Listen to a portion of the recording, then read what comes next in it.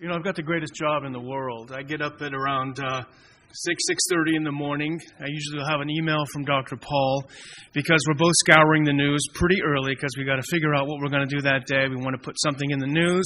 We want to be able to explain it in our own way. We'll get together, I guess, around 9:30, 10 o'clock at the studio. We'll start hashing it out. He'll have several sheets of paper. I'll have a couple of sheets of paper, comparing notes, putting things together, trying to figure out what we're going to say, how we're going to talk about the news. And I tell you honestly, from the bottom of my heart, it's such great fun. It's such hard work. I have such admiration, and it's such a joy to work with the next person who will be speaking to you, Dr. Ron Paul.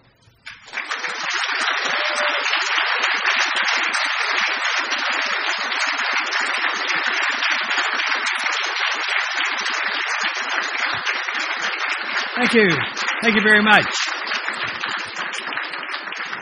Nice to be among friends, let me tell you.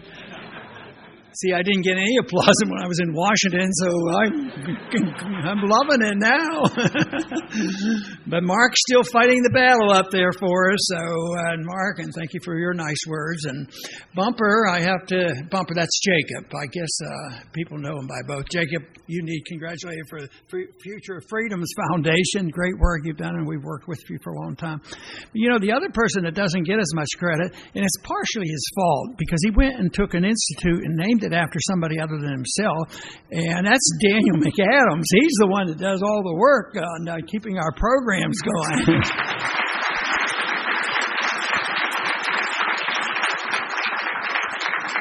But it is a real pleasure to be here, and it's an important subject. Most people know that I talk a lot about economics, and I'll probably end up talking about economics today. But when I first got interested in economic policy, it happened really in the 60s. And I came across the Austrian economists, and they were making some predictions, and they were claiming that this Bretton Woods agreement was bad news, it was going to fall apart, and that sort of thing. And obviously it did. And I consider August 21st in 1971 as a big event when the system went from a pseudo-gold standard to a no-gold standard and the fiat standard, which we're living with today. But as time went on, and the more I thought about politics and economics, it finally dawned on me that there's a very close connection between the two, because you have to pay for everything. You have to pay for all this foreign intervention. And how do they do it? How do we get American people to work so hard to pay for all these wars? Well, guess what? They don't. It's a game of fraud. They captured the world reserve currency. They had license to steal by printing money, and then license to go and get involved when they shouldn't be involved. Well, how if people don't want to donate the money? Just think if at the end of the month every American citizen would have to write a check to cover all the deficit. The whole thing would end immediately. So it's the gimmicks that go on, and it's the seductiveness of the monetary system that allows this runaway welfare system to work, and also our empire, around the world. So, how does it get ended? People ask me, how's it going to end? Are we going to get more people to help Mark up there to get and pass these bills? I don't think so. We should get as many as we can to try to put things together when it's necessary. But it's not going to happen. There's too many people dependent. It's an addiction. I mean, they worry about opioid addiction. If you want to really know about an addiction, it's the addiction of the American people to the U.S. Congress spending money, and they're addicted to deficits. That's the addiction that we have to attack.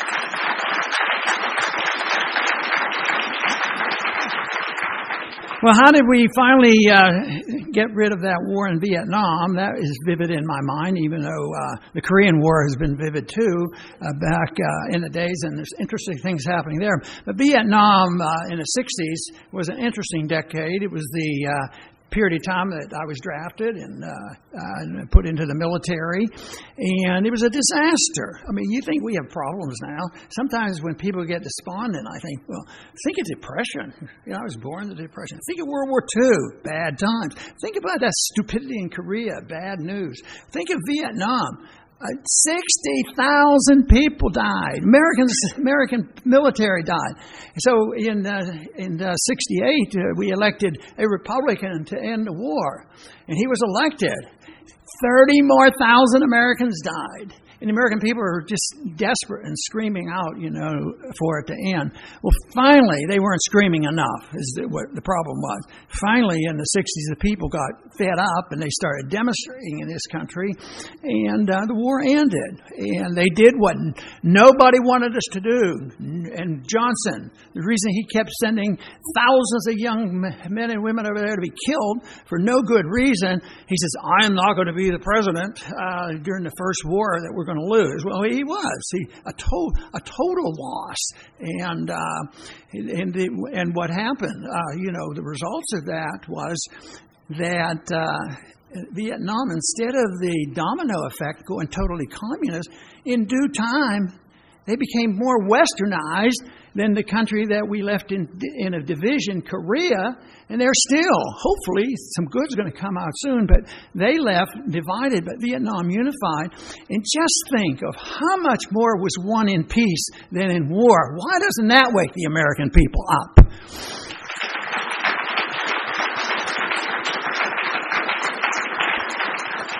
But the connection between the war and the financial system is very, very clear in my mind. Because, World War II, they said, was fought by us as kids going around and collecting up quarters to get war bonds. That's total gimmickry. That was a very, very small fraction. That was just to discipline people to join the war effort. So the real way they paid for World War II is inflation. They printed a ton of money, and they were able to get away with it. So if the people aren't alert to the spending, and even when they try, the Congress is not alert, how does it get done? Well, it will not be done unless we do something with that organization called the Federal Reserve. And I have one suggestion that we do about that. Just get rid of the Federal Reserve, and then we wouldn't have to worry them financing.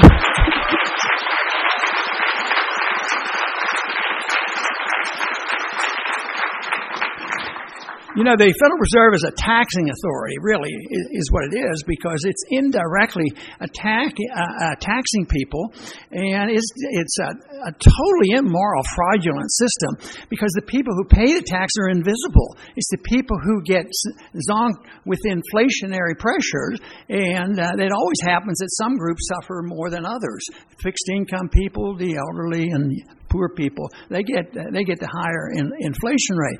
So they tax the money, they subsidize the military-industrial complex and anybody who wants to make a buck off the war, and they get benefits from it. At the same time, the payments are from the average class, middle class. Mises, as early as 1912, said that socialism doesn't work, and it turns out he was right. It's too bad that more people don't recognize that. But he also said that if you continue to do that and debase the currency, and he certainly had studied monetary history like nobody else, he says what you will do is wipe out the middle class. And that is what's happening right now. The middle class is in shambles, and there's a lot of social anger. As interesting and as serious as our interventionist foreign policy is, and as bad as the spending for the social welfare program, and that's all part of the big system that comes together. But the real threat, I believe, is the social conflicts of the maldistribution of wealth. The rich getting richer and the poor getting poorer, and guess what they're getting away with? With the result of the cultural Marxists and the people, in the deep state, the propagandists and the warmongers, is they're saying too much freedom, too much free market, too much capitalism. It's capitalism that's caused this problem. And we have a up-and-coming generation now that if you look at the professors in our colleges, not good news. Fortunately, though, since I go to campuses and talk to a lot of young people, and there's some young people here, that it is not a monolith. There are young people. There are people from YAL in this conference here, and YAL is infiltrating and convincing people. And besides, it's not a numbers game. It's an ideological game, and the ideas of liberty are alive and well. And that's why I think that we have a chance, except when you look at the news and you look at you don't have much choice on television. I think, Daniel, and maybe that's the reason we get a few customers on our Liberty Report. But no, the people can't trust it because there is not two sets of televisions. There aren't two political parties. Anybody who thinks, oh boy, I'm a Republican, I'm going to vote Republican because they're the conservatives. It's a joke. And what about? We had Republicans in during the 80s, and that was not a very successful year for conservatives. And if you look at so far right now, the deficit's going up faster than any Democratic administration ever. So the spending goes on, and but there's only two groups that you have to deal with for the spending. If you can handle that, then we have solved our problem. It's the conservatives and the liberals, and they just have different reasons they want to spend the money, and they're authoritarians. Is what is the problem? Now, somebody told me once, Ronnie, they said, you know why you didn't win the nomination to run in the campaign for president? I said, well, yeah, I sort of know. I have a pretty good idea of what's behind the scenes. And they say, no, you are way too negative. And I said, negative? I didn't think I was negative. And they said, well, what did you tell them? Were you for something or against something? Well, it's true. I was against some things. I was against the government, and I promised that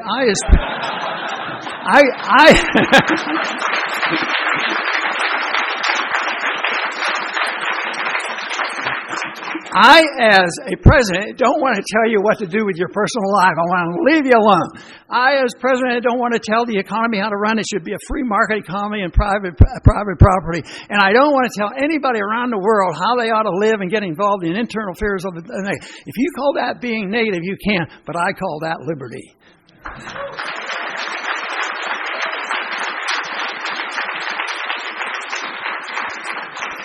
But the big question is, where do we stand? Mark talked a little bit about what to expect, and he's absolutely right. There's danger ahead. Even though I alluded to the fact there were bad times before, more war, more killing, and depression and all these things, I think that even though we have an absence of that in the news every day, I would say that in comparison, I think we face greater danger structurally, because when this comes unglued, it's going to be much more destructive because our institutions basically, survived, the Depression and survived World War II. It was pretty old-fashioned back then. We actually asked the people through the Congress to declare war. Remember? That's a major thing. Now, that doesn't exist. There's a few in Congress that will fight this and say, you have no right to do this. You shouldn't be doing it. And the people are realizing that there's something desperately wrong, but it continues. It continues, but one of the big things that should be changed is how we go to war. And I would say that it's not a complicated factor. Just obey the Constitution, no, nothing else. There was a thing going on, a debate in the International Affairs Committee that I was on, leading up to the Iraq War. And I was, pretty much involved in that. That was an issue that I could just smell because the first speech I gave against the coming war in Iraq was in 1998.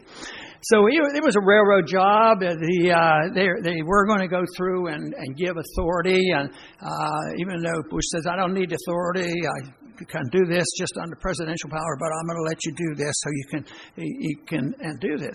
So when the amendment came up, and I was on the committee, I introduced an amendment for a substitute. And I said, this is an amendment, and it's going to be declaring war against Saddam Hussein. And I said, I'm not going to vote for this, but I'm going to have you vote for it.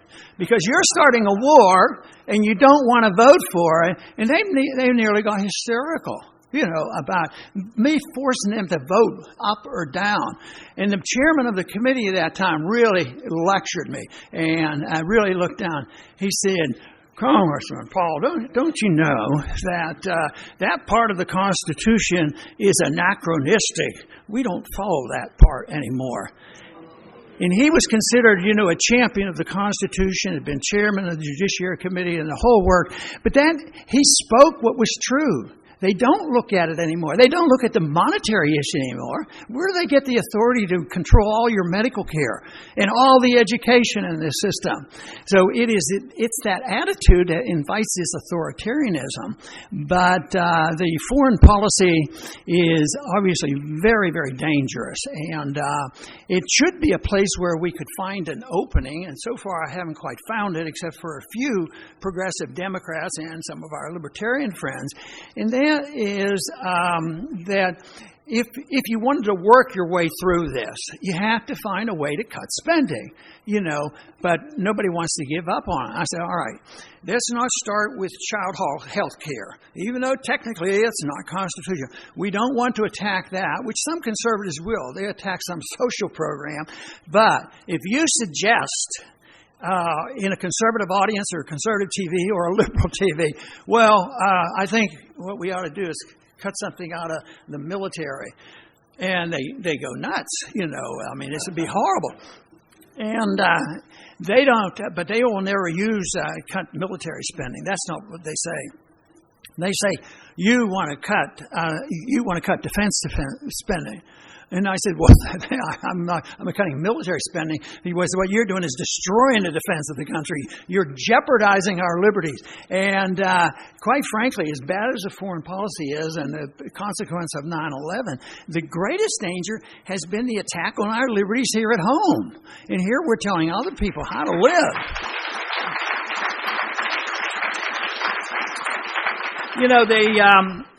One of the discouraging things, I have some things that are encouraging, but one of the really discouraging thing is to fly on the airplanes. Anybody else get discouraged when you go through TSA? If I tell you what, I would do a lot more traveling, a lot more speaking, and be more available for a lot more people if I didn't have to go through TSA. It's terrible. And why we put up with that, with the groping and the nonsense and violation, I don't know why, because it hasn't done one bit of good. And it's all a gimmick, to make us subservient to the state. And that hasn't prevented one thing. And yet we just keep marching in, and I put myself in that category. And we did one time I had a bad episode with that. I did a little program on our Liberty Report. And I said, this is what I think we ought to do. That we ought to demand that our president fly coach and go through the groping line, and things would change.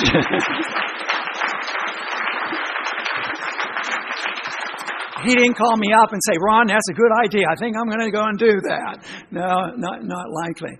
But it really boils down to what people think and understand what liberty is all about. People get all mixed up about it, because liberty to some people is to have free health care and free food stamps and police the world and make sure the good guys win. Because we are an exceptional nation. We have to spread our Americanism, and we have this moral obligation. Since the Soviets are out of the picture, we have to do this because this is our responsibility. Well, that's just the excuse, and that is where the problem is. They want to play on the sympathies of the American people so that they continue to go along with it. But more and more people are getting pretty upset. One of the most encouraging signs right now is that I've seen one poll, and this is one I want to listen to at least. 68% of the American people don't believe a thing the government tells them. And that's progress.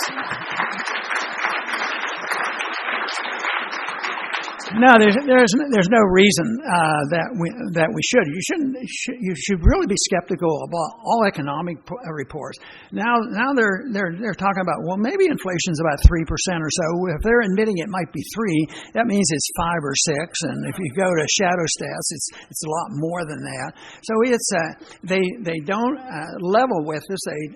And there's a purpose for this, and that is to justify what they're doing. One of the most silly things I've ever heard of in economics that the Federal Reserve participates in, because all the pressure that is going on, and they pump in all that money, trillions of dollars of money, and the economy is not responding. They can't figure out, and they have decided it's because prices aren't going up fast enough. If we can make prices go up faster, then everything is going to be okay.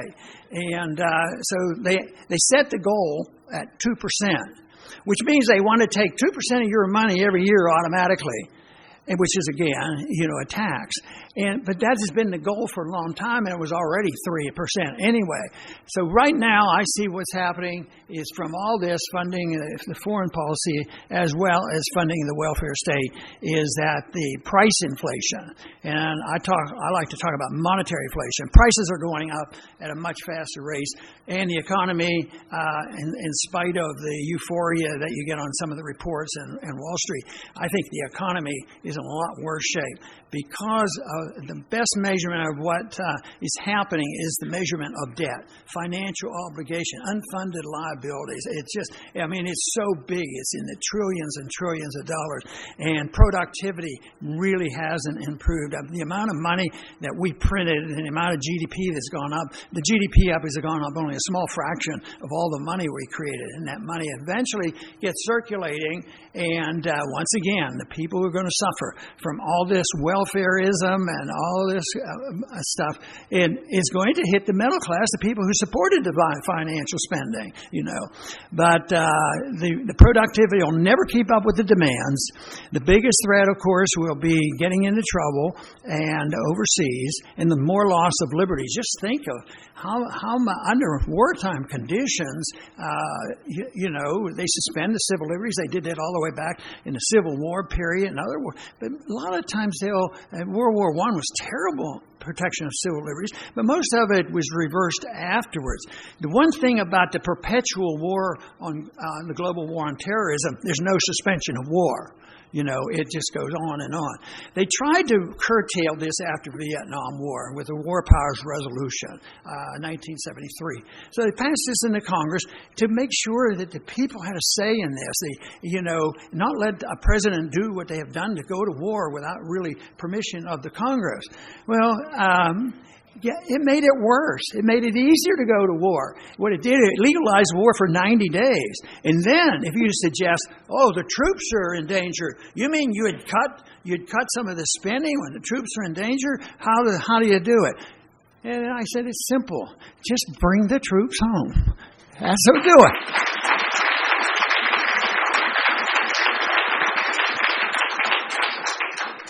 But unfortunately, people are bent on, being involved, and they get convinced that we are a great nation. And in many ways, I look for the greatness of this country, and we had been, but we're not nearly as great as a lot of people think we are, because we're not leading in a proper manner. We're not leading in a moral way or sound money or a sensible foreign policy. The founders tried to give us advice on that. Stay out of entangling alliances overseas. Well, you know what that would mean if we did?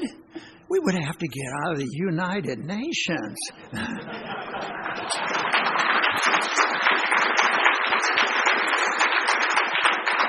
And I think NATO does no good for us. Robert Taft argued after the war not to get into NATO. He said, well, just invite us to get involved in issues that we shouldn't be involved. And sometimes in the earlier years, we'd get involved because NATO wanted us to. Now we own NATO, and we get NATO to rubber stamp what we want to do.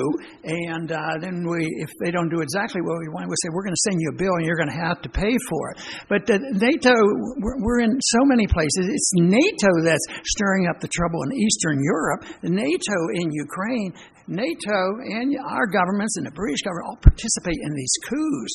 They're worrying about collusion. I don't like collusion. Anybody who colludes, we ought to find out who they are and expose them. But the amount of collusion that went along with this last election, it is absolutely minuscule compared to what we have done as a country over the last 50 years. Our CIA has murdered more people and orchestrated overthrows of government. The worst coming from a person like Eisenhower, starting off in 1953, with Iran. That's still going on. But so far, Most Americans would have no idea about that. Most American people, when it comes to Iran, would be with Bill O'Reilly. One time, I had a little skirmish with Bill O'Reilly. Maybe I won that one. I don't know.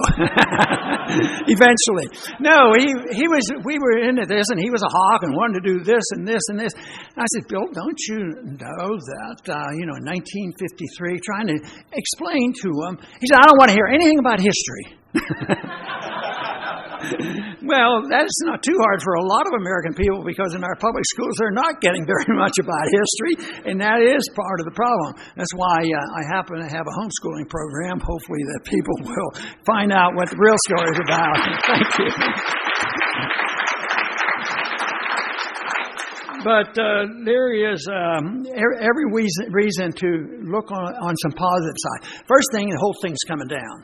And you say, well, that's terrible, isn't it? No, it gives you an opportunity. If it won't be repaired and you can't convert people, it will come down. You have a chance to rebuild it. Maybe when the monetary system fails, maybe we'll come to our senses. Monetary systems have failed for thousands of years because of the same reason. They abuse it. In the old days, it would be clipping coins and inflating and printing money, and now it's just using a computer. But it fails. And to restore soundness to that, inevitably, they've gone to something of substance, something that is tangible. They go back to gold. We did it ourselves in 1975.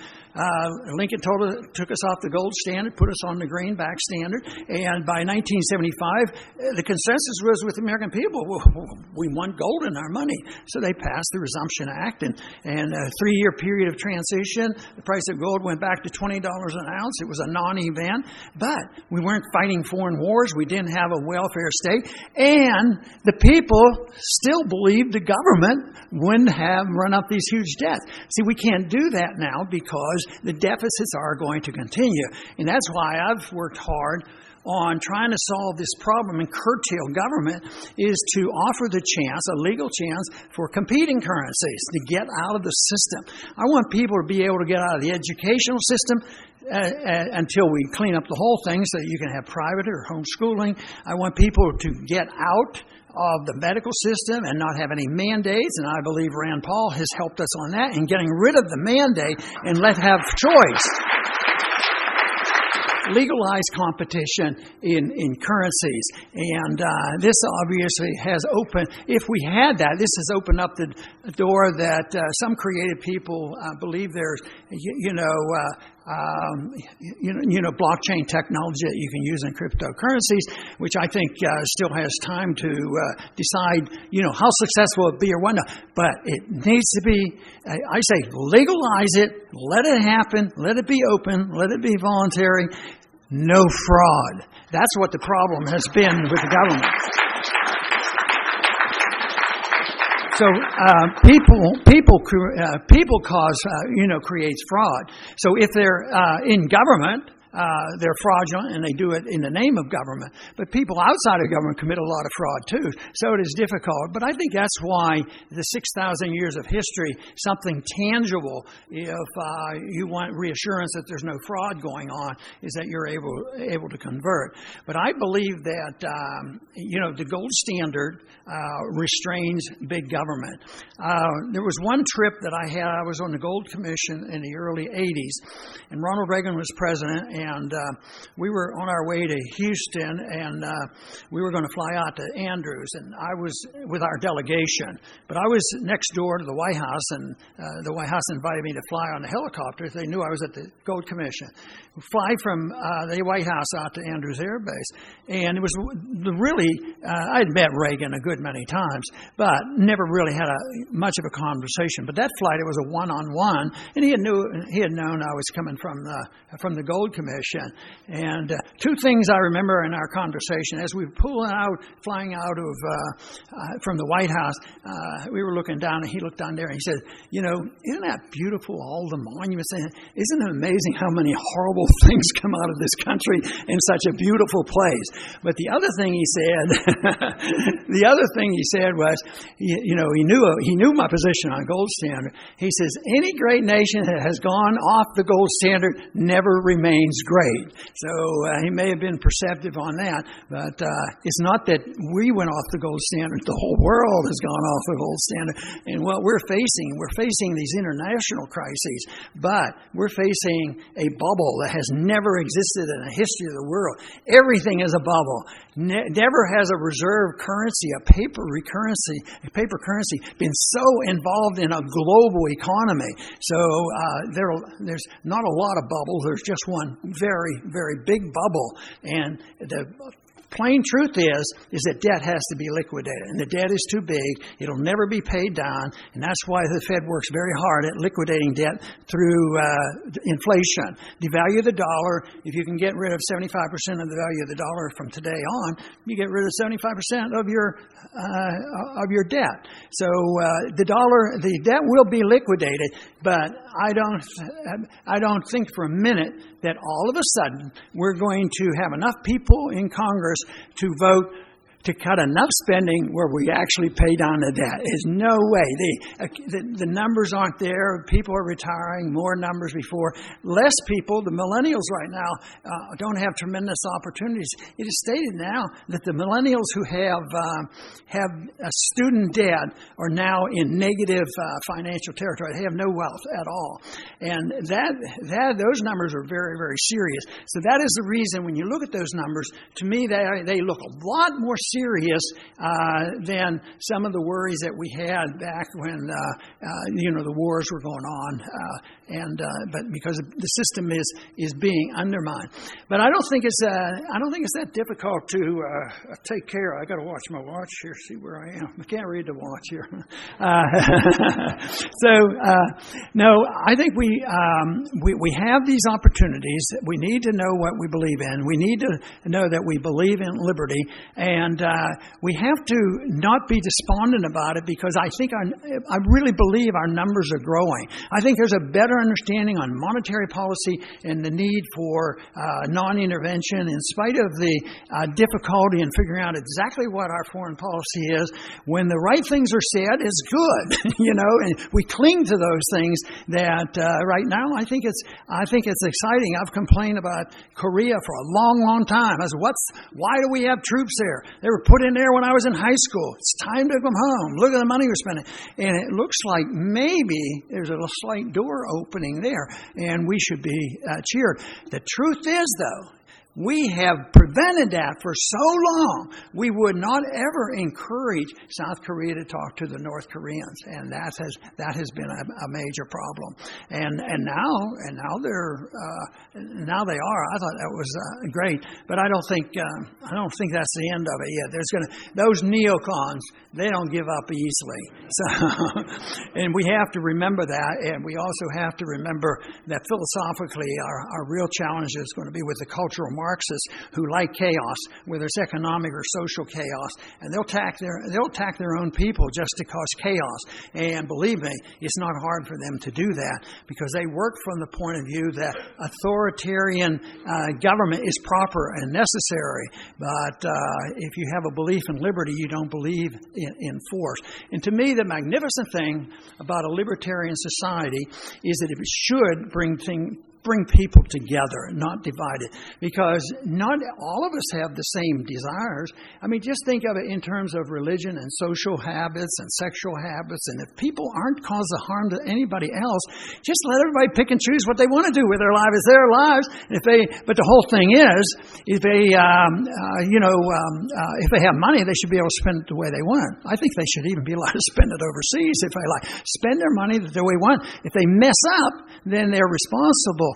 But why shouldn't liberals and progressives now in Washington? I was able to work with Dennis Kucinich and others and say, we work together because we don't like the wars and we like civil liberties. But liberals, what about religious liberties? I bet you in this room there might be 100 different views on religious liberty, and some have no religion. But in liberty, everybody's permitted to do that. In economics, it should be that way. And treat other governments that same way. everybody should be clamoring to join us. And that's why I'm optimistic on the long run, but we have some rough spot. But I do thank everybody who has joined us and helped us and comes to conferences like this. This is encouraging. Some people thank me a whole lot, but I thank you for the support, because if you didn't come, I don't know what I'd be doing. Thank you very much.